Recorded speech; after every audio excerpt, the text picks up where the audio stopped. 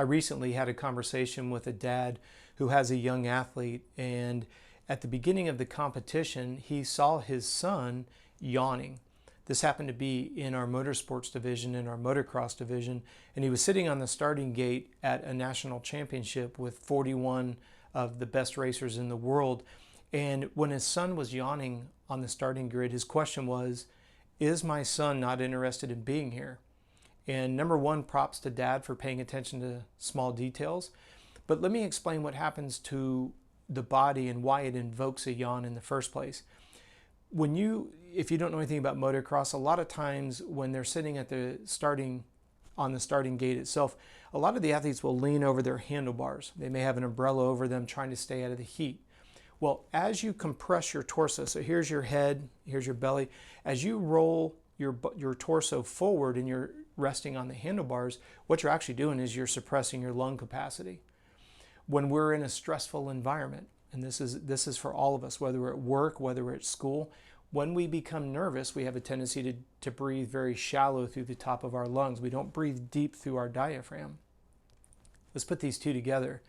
If you've shortened and you've crunched the lung capacity and you're breathing very shallow, the body says, hey, I need some more oxygen. So what the yawn does, what happens when you take a deep yawn? More oxygen gets brought into the system. It's kind of like the myotatic stretch reflex that I've discussed in another video. It's interesting the mechanisms that we have in our body.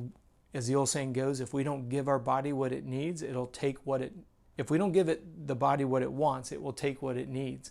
And I want you to think about a yawn. Next time you find yourself in a high pressure situation and you're yawning, sit up, open up your torso, breathe through your belly. I will put a link in the description box below. I've got an entire exercise on how to learn how to breathe through your diaphragm.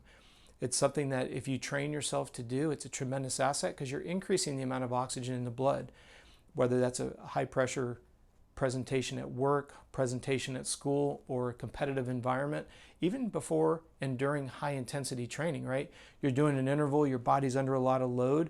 Well, why not practice breathing a little bit deeper to maximize oxygen? It's going to make the workout at least a little bit more tolerable. I'm not going to use the word easy because it's called work for a reason.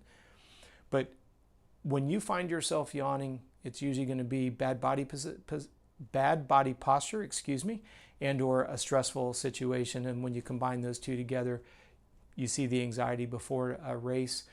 It just becomes a compounding problem. Great question, very observant, as I said earlier. If you happen to have a question and want something clarified, please feel free to reach out to us. You can do so at contact@coachrobb.com. Please like and subscribe on this channel. We put out a video every day, and we look forward to seeing you again tomorrow.